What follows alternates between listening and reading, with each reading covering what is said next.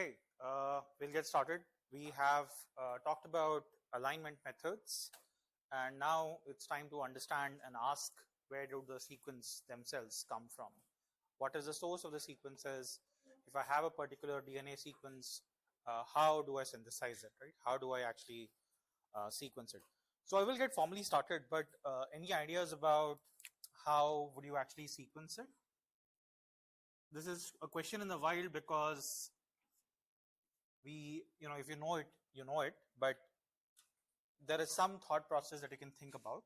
If I go back to our previous or the first lecture, we talked about the DNA having this particular property where it exists as a double-stranded entity, and there is a mechanism which allows it to copy itself, right?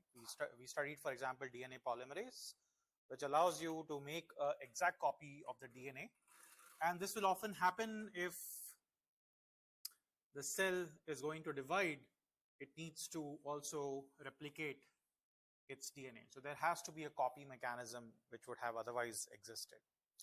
With that thought process in mind, hopefully this should become somewhat obvious how you would do it.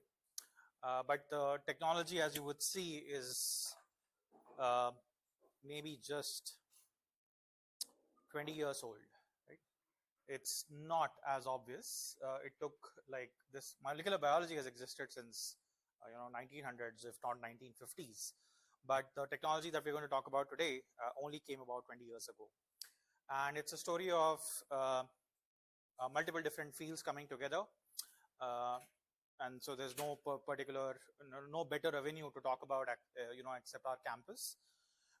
There's a mix of chemical engineering, there's a mix of metallurgy, there is of course computer science, there is electrical engineering. All of it will become a khichdi today, and you'll start to see the importance of studying whatever we study in the class. So there are different ways to classify how these technologies involved.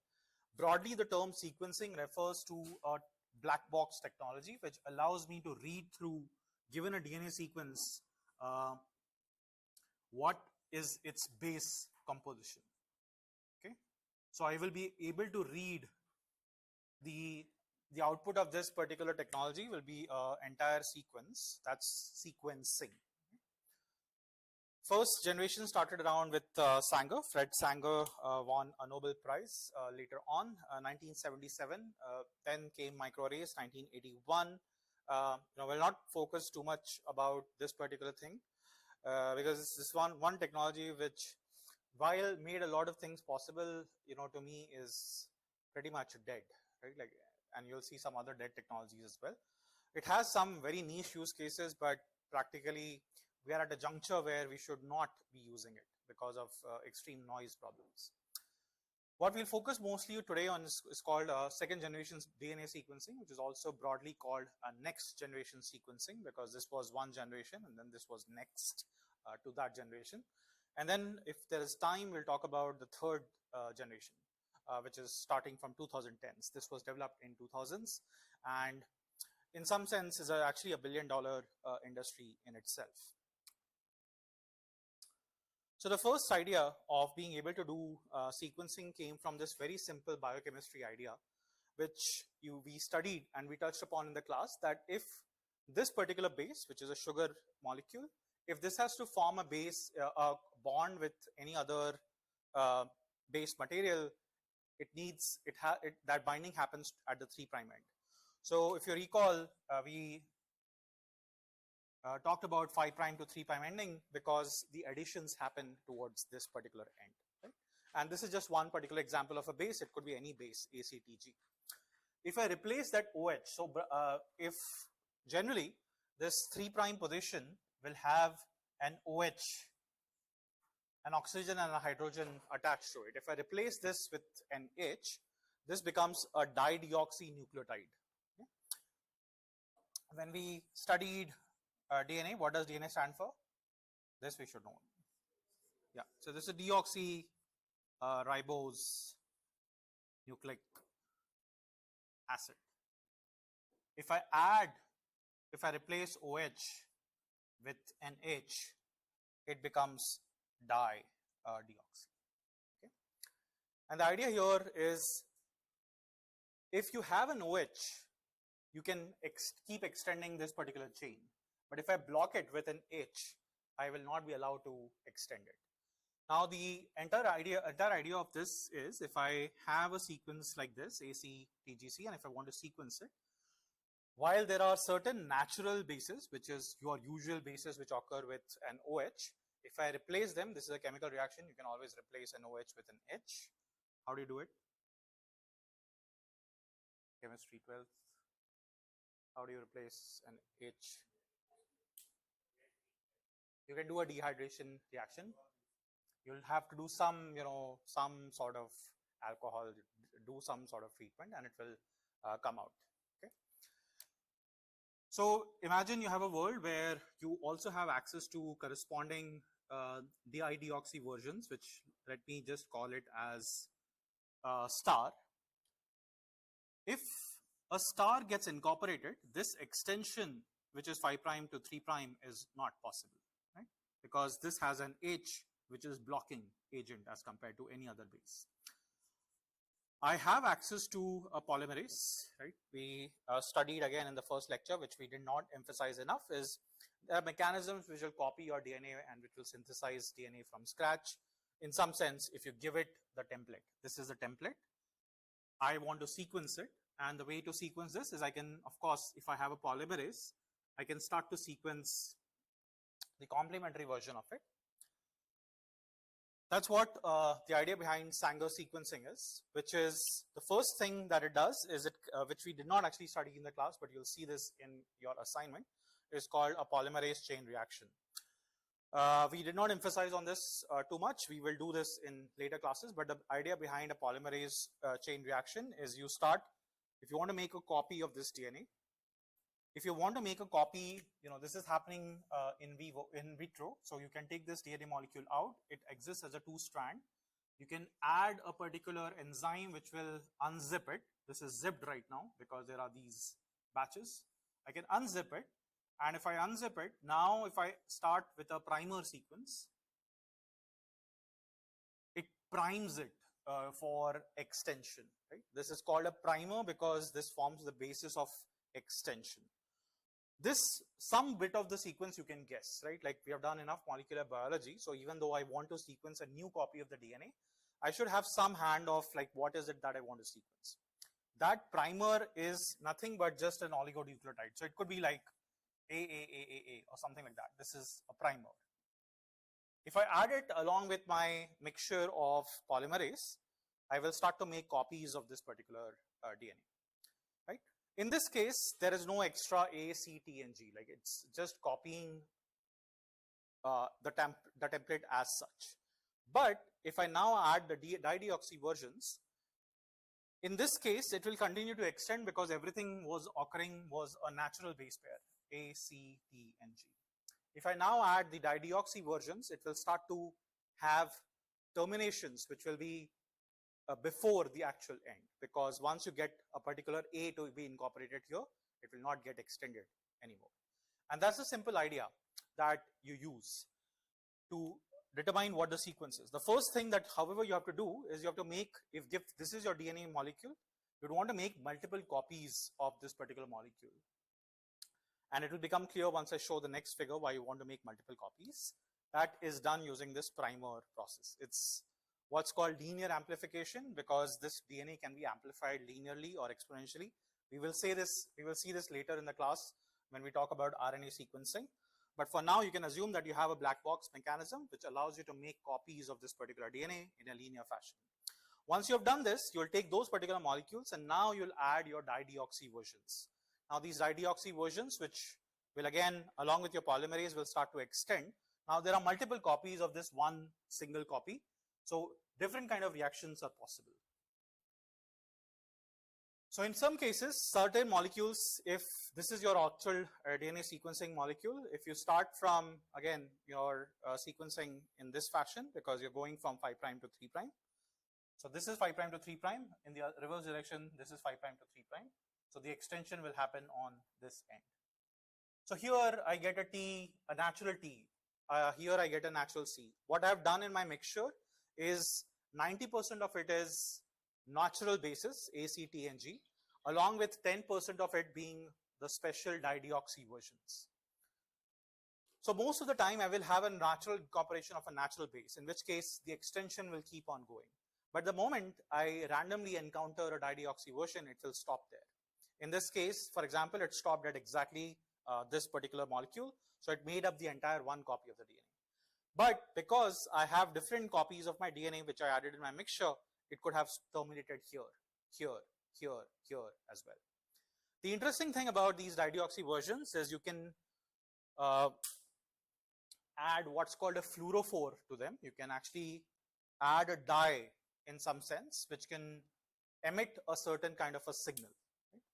There are different versions of it, but one version to study this, this is earlier era, is you would do what's called a gel electrophoresis, where each of this, because DNA is negatively charged and has a particular length, if you run it on a gel which has one end positive and one end negative, because each copy is carrying a different negative charge and has a different length, it will have a different chance of moving either towards the positive charge or staying much closer. So the longer the molecule, the more it will stay back, right? That's the general funda that is used to study this. So this is Sanger doing a gel electrophoresis, where once you do this, you will see, because they're emitting some sort of a dye-based signal, you will see this particular portion of the gel becomes dark. This is representing one such fragment. So in this case, this is corresponding to C. And similarly, you can follow the ladder, which tells you what is being incorporated at what step. So you can read, if I read this particular gel here, I can read that this starts from T, goes to C, G, A, and so on. And that's how you read a gel in a very, very loose fashion if you're doing Sanger sequencing. Right? So if I follow this particular sequence, I can know what sequence originally I started from. Right? Does that idea make sense? You have taken one DNA strand, you have broken it, and you have started to go one base pair at a time and determine what the sequence looks like. Any challenges that you see here? Anything that can go wrong? Anything that will be bad? How do you do this in a how do you do this for a human DNA? Will this work on human DNA?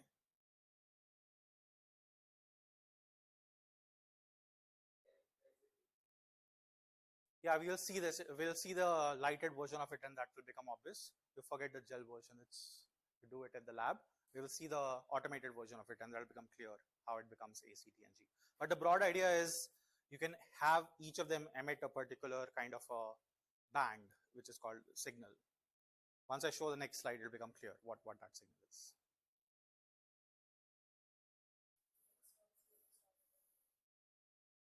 Once it stops, you have to start again. What do you mean that?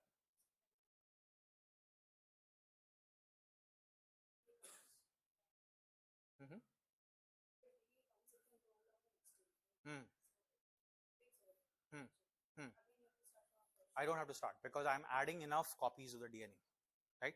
You have added enough copies of DNA. That's why you're doing what's called PCR. So all this mixture, right? So you have this mixture, but you're taking all of this and you are adding to a master mix, but that master mix has your copies of your DNA. You're smiling. Hmm? Why? Hmm.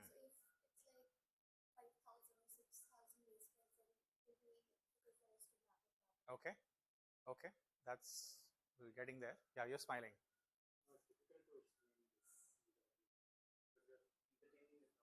Oh, I'm interchanging the terms. Which terms did I change? Oh, I will. Yeah, I do a lot of abusive notations actually, right? So for me, the entire pool of DNA that you had is a master mix. But is that wrong? Okay, so the master mix is everything else. Okay, great. So there are more experts, and so you can see, right? Like I'm not suited for my job because I'm saying wrong things. But overall, hopefully the idea is clear, right? The idea makes sense. I sometimes invent my own terminology, but thank you for correcting me. I should not do that in the case of biology. Okay. But anything else that is that you found was missing or was not making it clear?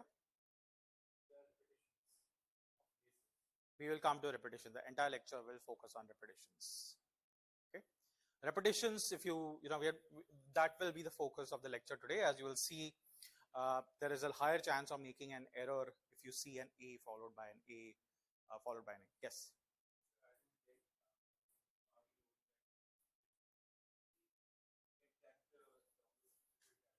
Yeah. Okay, let's see the modernized version of it, right?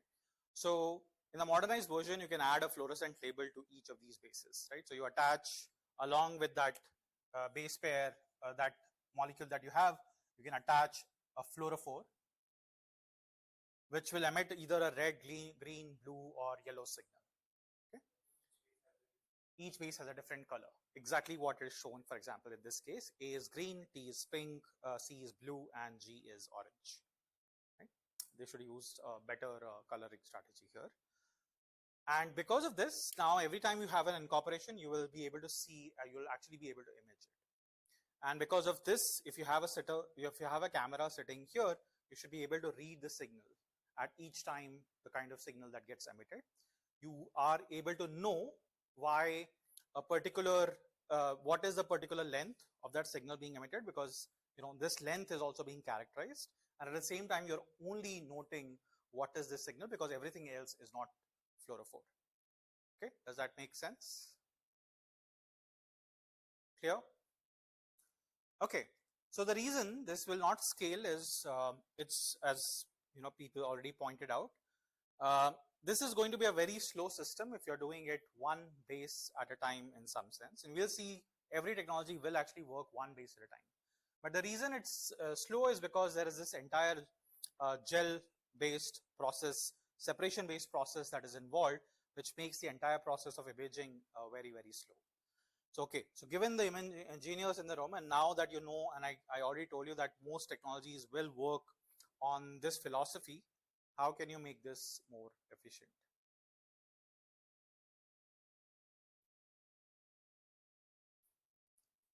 So there are two limitations that we have to solve. One is the read length. So what is a read length? This is the DNA of fragment which I'm interested in sequencing. Okay? So again, I will abuse some of these notations. This is the fragment that I have to sequence, and whatever small bit of it can I sequence or can I read at a time, it becomes a read sequence. And this is usually limited by 5,000 to 7,000 or 500 to 700 or 700 to 900 base pairs. So less than 1 kilobytes. Now, if you want to do it for the size of human genome, it's a very hard problem, right? So when Human Genome Project was conceived, the idea of Human Genome Project, which we'll see in the next class, was to sequence the DNA of entire human beings. And that is a hard problem if you just want to do it this way. So even though multiple labs were working on different components of the human genome, if they ended up sequencing this would take like 30, 40, 50 years or even 100 years to sequence. You can do the calculation, right? Okay. So then came this idea, which is actually not typically, this should not be part of this lecture, but it's good to know, is being able to sequence the RNA. The only catch here is we are not going to sequence the RNA. We are only going to be able to detect whether this particular copies of RNA are present or not. So we saw that there is a DNA that often gets transcribed into RNA, and that RNA will make a protein. I want to know for each sample, let's say I have a human serum sample, I want to know how many copies of each gene do I have? Do I have 10 of gene 1, 100 of gene 2, and let's say 1,000 of gene 20,000 genes? In this case, I already know the sequence of the gene, so I already know how to characterize it. What I don't know is how many copies of this is present in my cell. In order to do this, the simplest idea is you take a glass slide and again use this idea of hybridization. So if I start from a glass slide, if I tether sequences, these are called probes. These probes are designed such that they are reverse complement. So I'll just call it RC to some features of your gene. So in this case, if I know the sequence of the gene was, let's say, ACTGA, I can design my probe to be T, G, and A, stick it to a glass slide, and add a lot of enzymes along with my RNA to it. If I make on this slide, if I have multiple copies of such probes, these are called fixed probes because they're actually fixed to your glass slide. Again, with the same idea that as I end up detecting it, when a particular hybridization happens, if I can measure it through a fluorophore, this is how it is arranged. So for different, these are called spots. On each spot, you have multiple different probes which are attached, which are all targeting one gene. If a particular probe reverse complements to the mRNA copy, it will start to hybridize, and because of this, it's going to emit a particular signal. Let's say in this case, I added a red dye, which is going to get emitted. I can measure this again in front of a camera, and it will tell me that I'm able to detect X intensity of red coming from this spot, which was designed for gene 1, which would mean that gene 1 likely has proportional to X number of copies of the mRNA. This particular slide could be a spot could be designed for gene 2 and maybe emitting Y intensity of the slide. Okay, does that intuitive idea make sense? Everyone with me?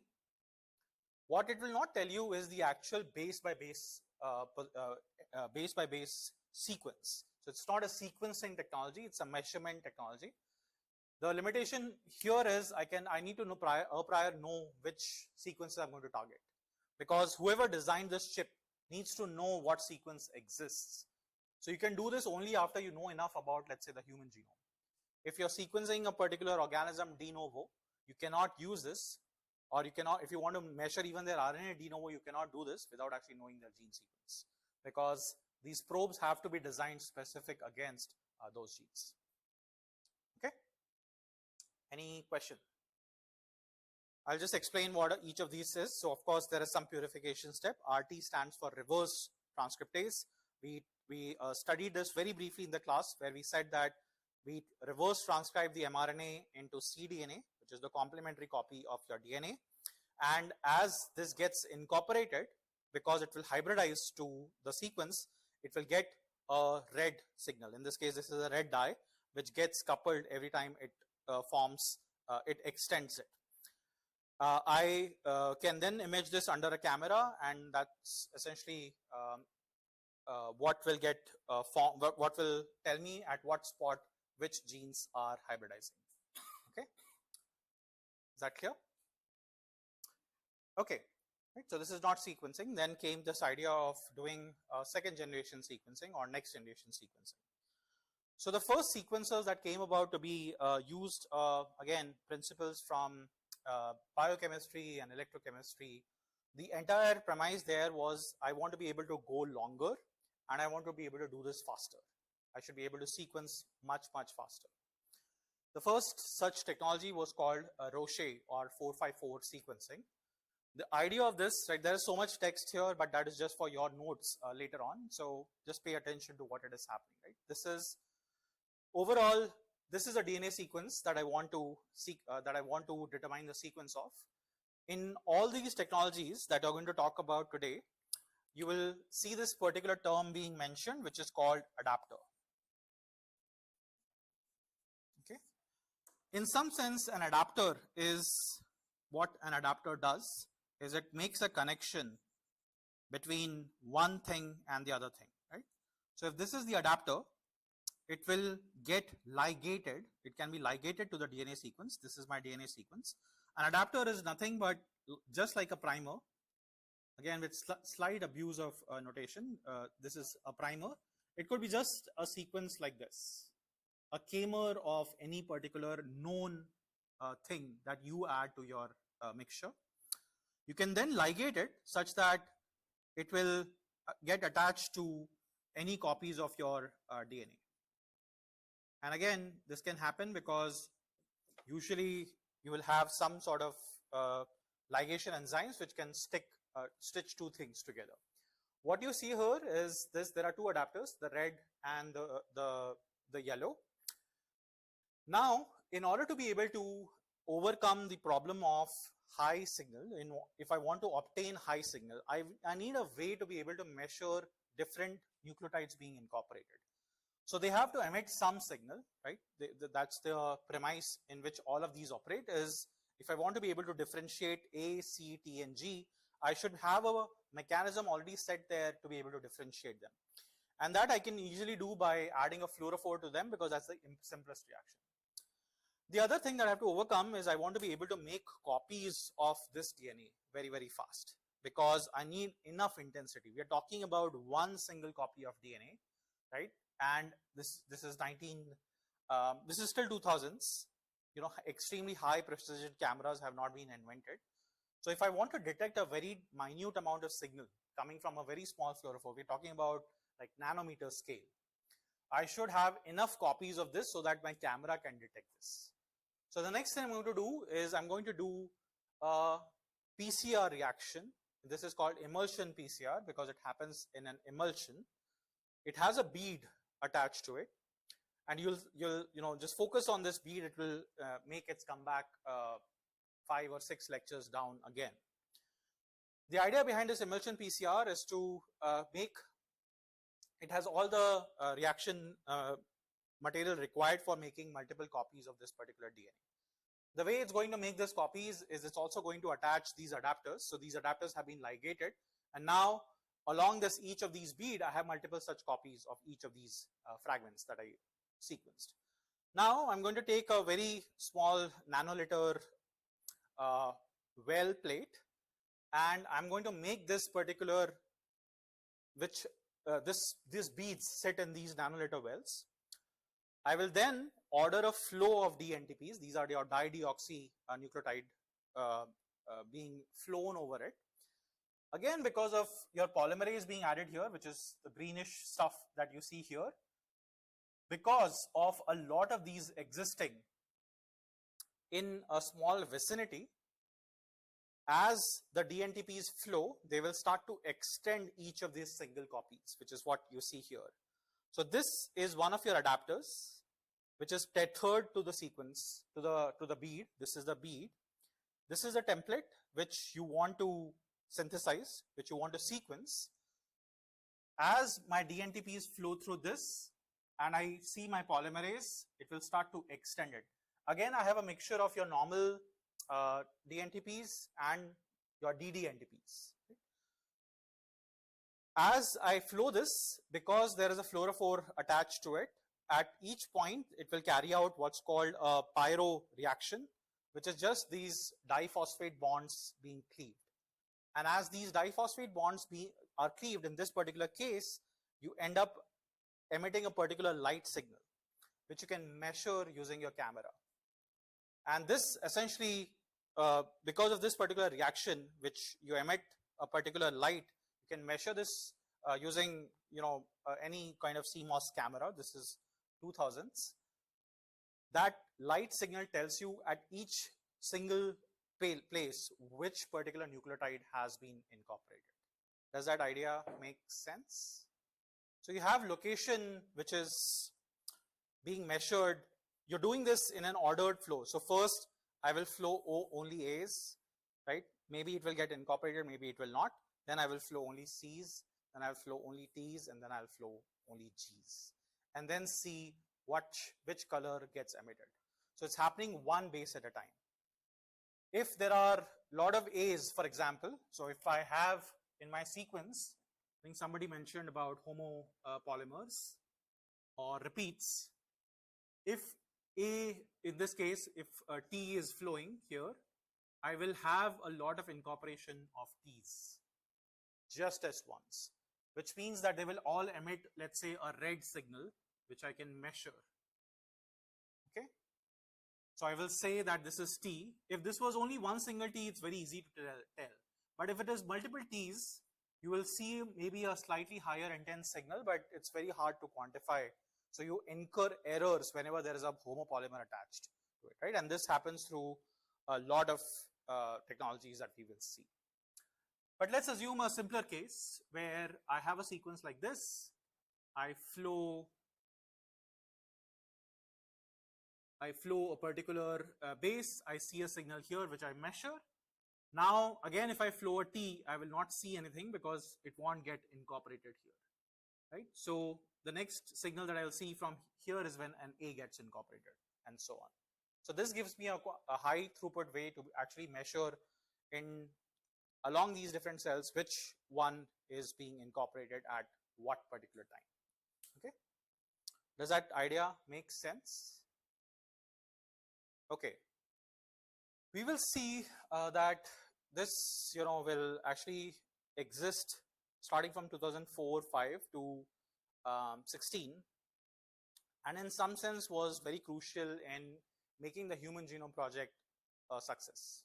If we do not have access to this particular technology, we would not be able to sequence human DNA at a very large scale, right? The simplest idea that is being used here is, again, I have a way to be able to measure which particular base gets incorporated and what particular signal or what particular light signal is measured. In this case, actually, one clarification is I don't even need different labels to them, because I'm controlling through a computer, I'm controlling which particular molecules are being flown. So if I am flowing only A, I know that I'm only going to flow A. So all I need to measure is whether a light is being emitted or not. I don't have to differently label them at all. I don't need a red, pink, blue, and green. Okay, I can start from a very simple light emitting version of it, which will emit a light once this particular reaction happens, which is called the pyro reaction, and that's why it's called the pyro. It's called Roche pyro sequencing, right? The idea here is it releases what's called a pyrophosphate, which gets converted to ATP. You have a luciferase sitting here. If you have ATP and luciferase, it emits a light. Like that's a property of the system that you have, right? So only people who know biochemistry would invent this, but we'll see other technologies which, in principle, I think anyone can invent once you know what the problem is. Okay. Any questions about this? Yeah, good question. I think you'll see a lot of these numbers. I think the history goes, if I'm not wrong, is there were different versions of things which were being tied, and I think this was one of the version numbers that were given, but I could also be completely wrong. I forget, but I think this is, if I remember even slightly correctly, I think that is one of the reasons why it's called 454. You will also see things which will come like in Illumina, which are I5 and I7, which are indexes, why I5 and I7. I think that also has some related history to it. So maybe I'm extrapolating, but I will go back and check. Okay. Good question. So it is decent in the sense we will try to see how bad it can get in the next class once we do the hands-on. We will not actually work with pyro sequencing data so much, but it was much better than doing, for example, Sanger sequencing or any other sequencing, because nothing existed at that stage. In terms of the next versions of this that will come up, it is if this had higher error rate, just because you have to control a lot of these factors that go into how you flow your material over it, and that can accrue overall differences. We will see, I think in Illumina case, I think it will become clear where that quality scores come from.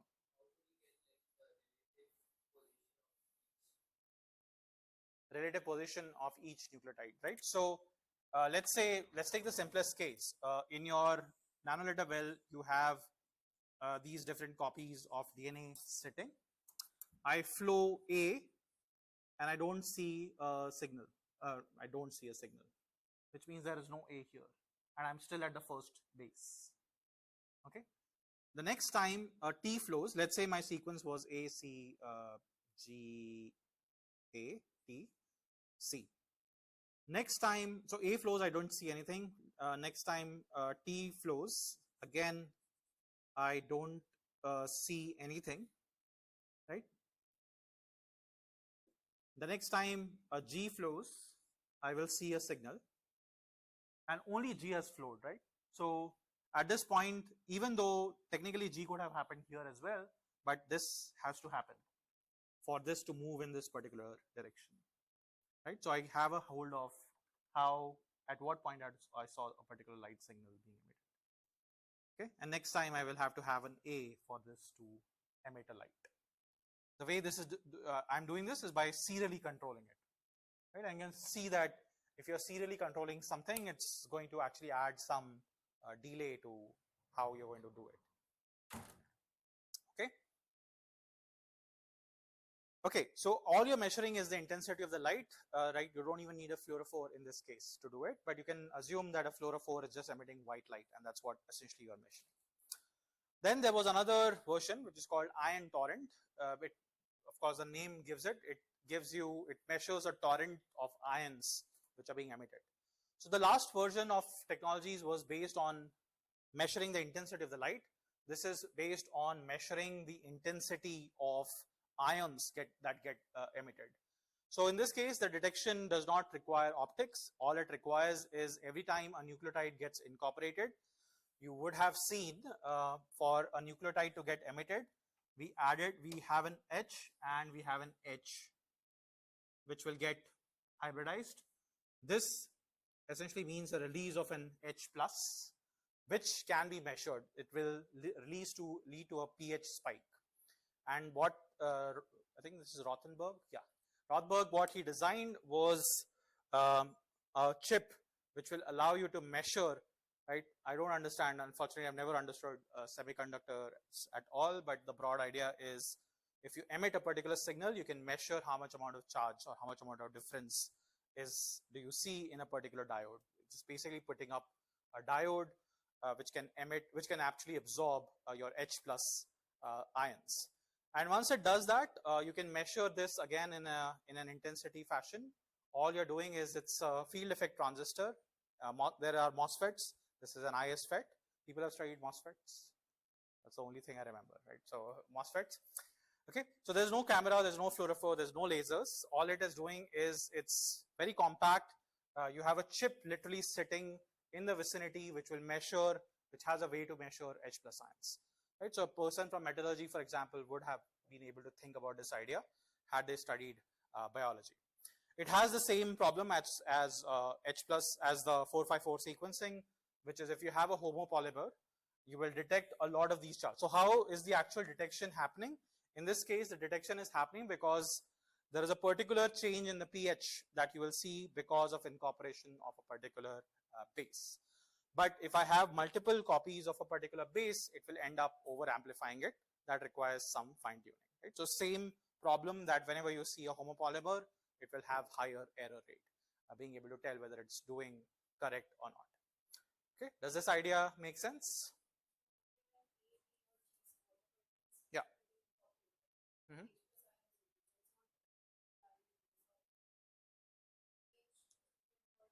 It's different for the incorporation of a different base, right? So if you basically, what you have to do initially is just learn for each of these bases what is the corresponding voltage change or H plus change that happens. And again, hold on to that thought, because it will become important in the third generation as well. Okay, every base has its own identity, so that H plus that is being released is something which is specific to that particular base. Okay. Okay, now comes the fun part.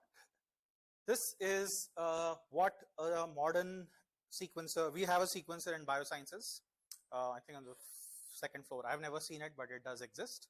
Unfortunately, this is a classic case of what happens if you don't consult the stakeholders before you take any action. Unfortunately, I don't think anybody uses it because somebody had money, the institute decided to buy it, and unfortunately, right, like, I think the intentions were nice, but just because of the incentives not being aligned, it has not found enough use. But this is what that sequencer sees. Okay, this is one such run of a sequencing experiment. It's an image processing problem starting from now on. Let's see the video and it will become clear what it does. And then I will come and explain what is happening. The Illumina sequencing workflow is composed of 4 basic steps: sample prep, cluster generation, sequencing, and data analysis.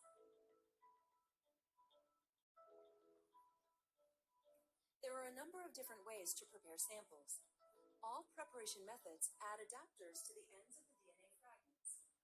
Through reduced cycle amplification, additional motifs are introduced, such as the sequencing join base site, indices, and regions complementary to the flow cell oligos. Okay, so what you're seeing right now is a flow cell. It's nothing but just a glass slide. And what the person just said is you introduce few things. One of them, sorry, this is very messy. One of them is an adapter sequence. So remember some keywords. There is an adapter which will ligate to your sequence. There is something called an index, which will not become very clear, but this is the basic stuff required. Okay? Clustering is a process where each fragment molecule is isothermally amplified. The flow cell is a glass slide with lanes. Each lane is a channel coated with a lawn, composed of 2 types of oligos. Hybridization is enabled by the first of the 2 types of oligos on the surface. This oligo is complementary to the adapter region on one of the fragment strands. A polymerase creates a complement of the hybridized fragment. The double-stranded molecule is denatured, and the original template is washed away. The strands are clonally amplified through bridge amplification. In this process, the strand folds over, and the adapter region hybridizes to the second type of oligo on the flow cell. Polymerases generate the complementary strand, forming a double-stranded bridge. This bridge is denatured, resulting in 2 single-stranded copies of the molecule that are tethered to the flow cell. The process is then repeated over and over and occurs simultaneously. So that green thing that you're seeing is a polymerase. Amplification of all the fragments. After bridge amplification, the reverse strands are cleaved and washed off, leaving only the forward strands. The 3' ends are blocked to prevent unwanted priming. Sequencing begins with the extension of the first sequencing primer to produce the first read. With each cycle, fluorescently tagged nucleotides compete for addition to the growing chain. Only one is incorporated based on the sequence of the template. After the addition of each nucleotide, the clusters are excited by a light source, and a characteristic fluorescent signal is emitted. This So fluorescence is back. process is called sequencing by synthesis. The number of cycles determines the length of the read. The emission wavelength, along with the signal intensity, determines the base call. For a given cluster, all identical strands are read simultaneously. Hundreds of millions of clusters are sequenced in a massively parallel process. This image So that's the represents image. a small fraction of the flow cell. Okay, so your camera is now going to look at this image and will make out what is your sequence. Right? It's not a sequencing problem anymore, it's an image processing problem. After the completion of the first read, the read product is washed away. In this step, the index 1 read primer is introduced and hybridized to the template. The read is generated similar to the first read. After completion of the index read, the read product is washed off and the 3' ends of the template are deprotected. The template now folds over and binds the second oligo on the flow cell. Index 2 is read in the same manner as index 1.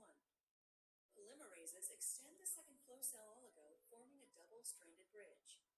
This double-stranded DNA is then linearized, and the 3' ends are blocked. The original forward strand is cleaved off and washed away, leaving only the reverse strand. Read 2 begins with the introduction of the Read 2 sequencing primer. As with Read 1, the sequencing steps are repeated until until the desired read length is achieved. The read-to product is then washed away. This entire process generates millions of reads, representing all the fragments. Sequences from pooled sample libraries are separated based on the unique indices introduced during the sample preparation. For each sample, reads with similar stretches of base calls are locally clustered. Forward and reverse reads are paired, creating contiguous sequences. These contiguous sequences are aligned back to the reference genome for variant identification. The paired end information is used to resolve ambiguous alignments. Genomic data can be securely transferred. Okay, too much to absorb, right? Too much to absorb. I have lost you at this point, but all of it will become clear once we start to talk about actually what is happening. Any broad takeaways, like what is happening? Any key terms that you heard, or any new terms that you heard, which you're hearing for the first time, for example? Either made sense or did not make sense. So I'll just walk over what is the central idea, right? This is, I will come back to this slide in a bit, but let me just give you the overall picture of what is happening. You start from a genomic DNA, which will be your human genome. You cut it down, you fragment it, so you piece it down into smaller pieces. Now, we will sequence each of these pieces separately. The reason is because a large fragment will have higher chances of things going wrong. We will not be able to handle billions of base pairs, but we can handle maybe a kilo base pairs sequence, which we saw, for example, even in the case of Sanger sequencing. The next step which we do is of adapter ligation. We ligate the adapters, which are nothing but small sequences which get attached to the end of these sequences. In this case, they are both colored the same, but they will usually be colored in a different fashion so that you know which is coming from where and so on. Okay, once you do this, you take your glass slide again, and on these glass slides, you have the copies or the probes, which is complementary to the adapter that you ligated here. The reason you need this is because I want to again make copies of this DNA. So I've already started from fragmenting it. It's single copy. If I have to sequence something, I need multiple copies. To make those multiple copies, I'm going to do amplification or PCR, or polymerase chain reaction. So I could have taken each of these sequences, given it to a PCR machine, got it back and put it here. But the reason that is not scalable is because we are talking about millions of fragments which I have to sequence. In order to do this, I have my glass slide with glass spots. Each spot has an adapter attached to it. As I get a particular DNA sequence here, it will start to make copies of this. So for example, this is the first copy. Once it makes the copy here, once it finishes it, it is going to synthesize this particular adapter. And because of cross hybridization, again, in biology, whenever there is a sequence, whenever there is a way to sort of stabilize things, things will start to stabilize. And one way to stabilize is to hybridize. So this particular end can now bend over and form a bridge. This is a bridge. Once you form a bridge, you can have another round of completion here, which is, again, I can have a polymerase come up because there are other, in this vicinity, there are other probes which are complementary to this probe. I can start to make copies. And this process, again, it will unwind. This can happen because you control the temperature. The moment you control the temperature, things will start to linearize. This process can be repeated multiple times. And this is the process which is called of bridge amplification. Broadly, the idea behind bridge amplification is to create multiple copies of the same DNA fragment in a very small spot. So you can think of this as doing a PCR, which is to make exponentially large number of copies of a small DNA fragment in a very small, limited amount of space. This is what happens inside a flow cell. Okay, what was shown in the picture. And then we'll talk about how in each step the sequencing happens. The central idea of this is actually not very different from what we saw in the Sanger case. You have a base pair, which is again going to be terminating. Once a particular, so in this case, C has cyan, T has orange, G is green, and A is blue. In each cycle, I will add multiple versions of this. I can actually add everything together. Once a particular base is incorporated, which is of this type, it will not allow an extension, but it will emit a particular signal. So in this case, when I added all C, T, G, and A, only C got incorporated, everything is washed off. I do a wash off reaction. So everything else which is not binding can be washed off. It will emit a cyan signal, so I know that a C has been incorporated. Next, I come and I do one more reaction. Now this C that was incorporated has an OH kind of, a C has an H kind of thing attached to it. So in this one round, I will come and I will cleave this so that now this same C can be extended, because otherwise this was a terminating reaction. It would not have extended. Okay.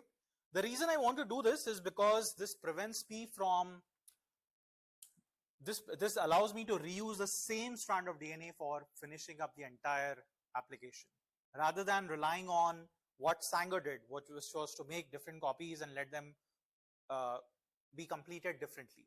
In this case, I will go towards the end of all of them.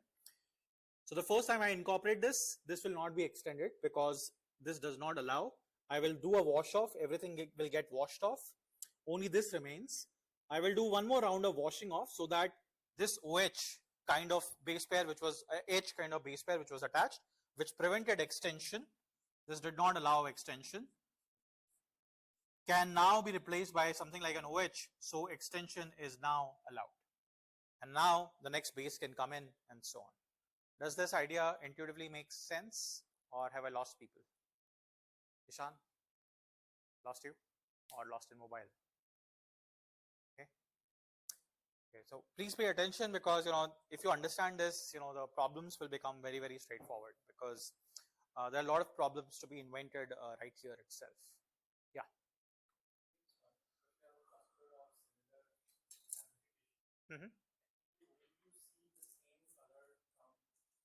In previous one, you mean ion torrent or?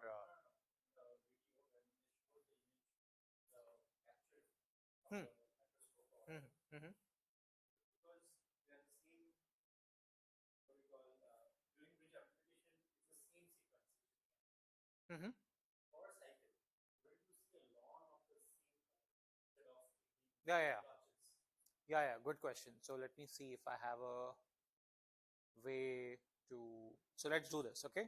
So I think we have very less on time, so let me just first explain what is essentially happening, right? So what we are allowing for is this thing. Again, on the 3' side, you have a fluorescent blocking group.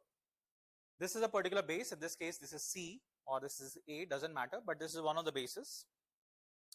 It has the key notification here, the key innovation here was this idea that this can be made, this can be a reversible, this can be removed reversibly. So if I add an H, it becomes permanently blocking. But rather than that, if I add a fluorescent blocking group, which we don't have to know the chemistry about, some of it is also a trade secret because it's $1 billion company, is to add a fluorescent blocking group, which I can wash off so that it is reversible rather than being a totally irreversible reaction. So now imagine this is your original adapter sequence. This part can be sequenced very simply because this is your adapter, so you know it, the polymerase will extend it. Now when I come here, I have different possibilities of either it's there are different fragments. For example, there's one fragment where there is Fa, there is one fragment which is, this is fluorophore of A, fluorophore of C, fluorophore of C, and fluorophore of G, or T, sorry. Right? So in this case, I sequence I start to extend it. Each of this either will get incorporated or will not get incorporated.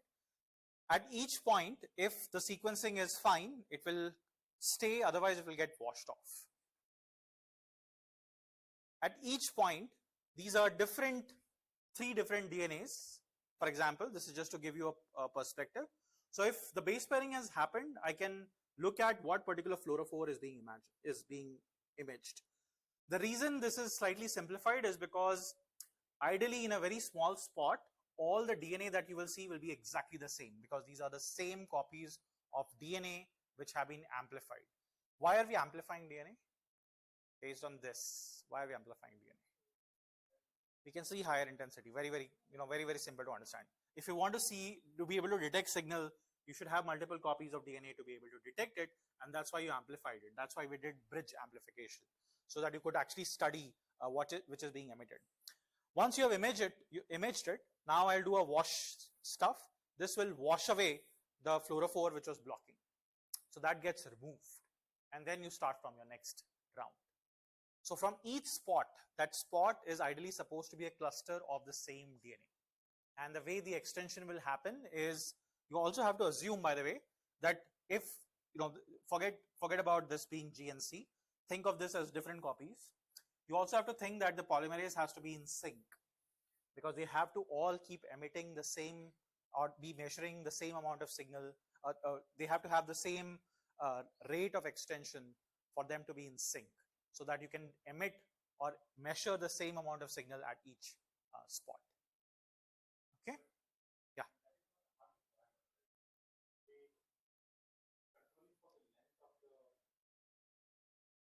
Yeah, you're controlling. So that's what is controlled by what's called the cycles of your illumina. So if there are 75 cycles, it will keep on going till 75 cycles and stop. If it is 100 cycles, it will go to 100 cycles and then stop. Right? So the read length, right? So this is a fragment. Now I cannot, this fragment can be 1 kb. Doesn't mean that I will go till 1 kb. Why will I not be able to go to 1 kb? Any guesses? I started from a very long fragment, right? I should be able to go all the way from top to bottom. What can go wrong if I do that? Manasvi, I'm getting sleepy. So this is a roller coaster, right? So some classes will be where you have climbed the pinnacle and then you're on downfall and you've seen everything. So you'll start to relax. But this is going to be very, very fun. So just pay attention. So if I have a long fragment, how? Why? Where is the error coming from? In this case, where will the error come from? Why will there be an error at all? They can cross each other, but let's assume that this is precise and everything here. You're right. This can happen, that there could be some cross hybridization and so on. But you can assume that we're talking about one spot which is very pure otherwise. Yeah. Yeah. So skipping usually is hard, but I think all of you are trying to also think is, you have one polymerase extending, right? Now this polymerase is going to be, it's not like a panacea. At some point, these will go out of sync, right? As I go longer, even if there is a 0.1 e power minus 6 delay between these two, as I get 1 e power 6, I will have a delay of 1 second, which is extremely high. So at each point, if I should have detected a signal AAA coming from these 3 bases, they will start to go out of sync and I will start to see AAT. Right? You're doing a lot of wash cycles, which allows you to actually,